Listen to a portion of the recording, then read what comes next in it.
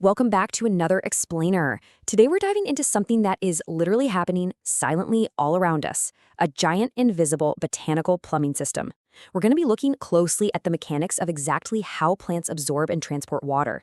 It's one of those biological processes we all kind of take for granted, but once you see how it actually works, it completely changes how you view a simple potted plant or a towering oak tree.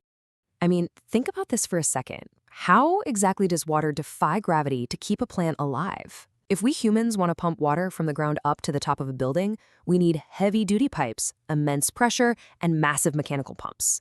But plants? They pull off this spectacular, gravity-defying feat with no pumping heart, zero motors, and absolutely no moving parts. So how are they pulling this off? Okay, let's dive into this. To make sense of it all, we're going to hit three main stops today. First, the anatomy of roots. Second, the upward water pathway. And finally, proving it with some hands-on science. Starting right off with Section 1, the anatomy of roots. If we drop right down into the dirt and break down a root from the bottom up, we hit some highly specialized layers right away. Down at the very tip, you've got this protective root cap. Think of it like a tiny biological helmet just pushing its way through the rough soil. Right above that is the region of growth, which is exactly what it sounds like, where cells divide and the root actually lengthens. But the real magic, the absolutely crucial area for our water journey, is a bit further up. It's called the root hair zone. This is where the cells have totally stopped growing and serious absorption takes over. And this perfectly highlights a wild parallel with our own human biology. See, the outer layer of the root in this absorption zone is called the epidermis, and it's packed with these specialized root hair cells. They've got these tiny hair-like projections that deeply penetrate the spaces between soil particles. Why does that matter? Because it massively increases the surface area for absorption. And if that structural trick sounds familiar, it's because your own small intestine does the exact same thing with villi. Both of these totally different biological systems hit on the exact same structural hack to maximize surface area and soak up as many resources as possible. So how exactly are these outer epidermis cells pulling those resources in? Well, they actually rely on two totally different mechanisms. For water, they are specifically tuned to absorb it via osmosis, literally drawing moisture straight out of the surrounding soil particles. But plants can't survive on just water, right? They need minerals too. And pulling in those essential minerals requires a bit more effort through a process called active transport.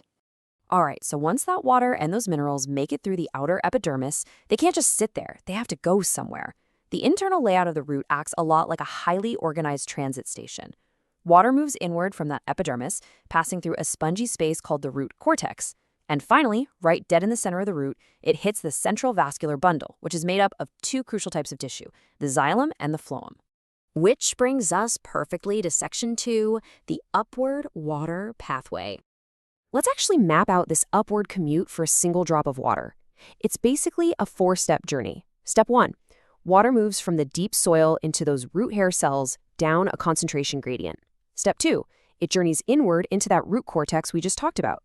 Step 3 is the big climb. It enters the xylem hustles, which are essentially the plant's internal pipes, and shoots up the stem. And finally, Step 4, it arrives at its destination, the mesophyll cells, way up in the highest leaves.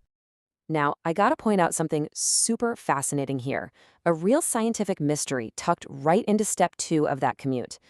Even though we understand the overall pathway, researchers actually aren't 100% sure exactly how water navigates through the cells of the root cortex. The general consensus is that most of it passes within or between the cell walls, but the exact micromechanics of how it does that, still a total biological mystery. But regardless of how it gets through that mysterious cortex, once it travels up the xylem in the stem, it finally hits the leaf. Let's zoom in on this final destination.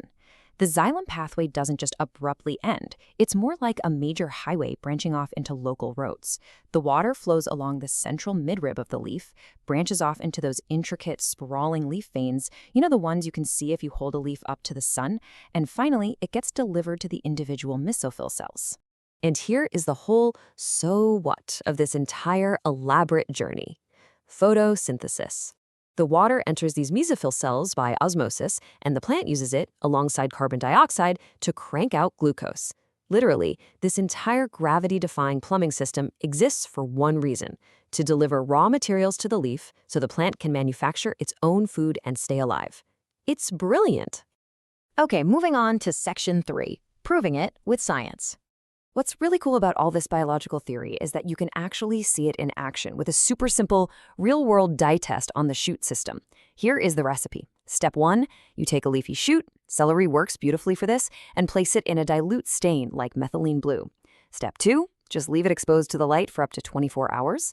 Step 3, slice a neat cross-section right through the stem. And step 4, pop that slice under a microscope and see what happened. When you actually look through that lens, the results are just striking. You're going to clearly see this vibrant blue staining located directly in the vascular bundles of the plant. And if you look closely, that stain is specifically isolated to the xylem vessels.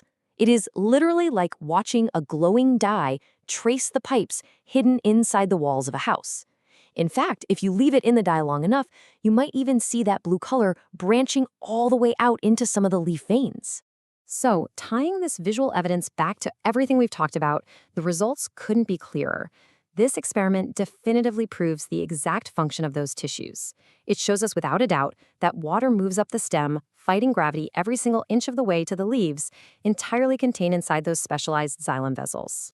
It's honestly amazing what a simple slice of celery can teach us about the incredibly complex world of plant biology. And it kind of leaves you wondering, if plants can silently engineer this massively efficient, gravity-defying plumbing system with absolutely zero moving parts, relying entirely on microscopic root hairs and osmosis, what other microscopic marvels are happening in the dirt right beneath our feet? Thanks so much for joining me on this explainer. Keep asking those big questions, and I'll catch you on the next one.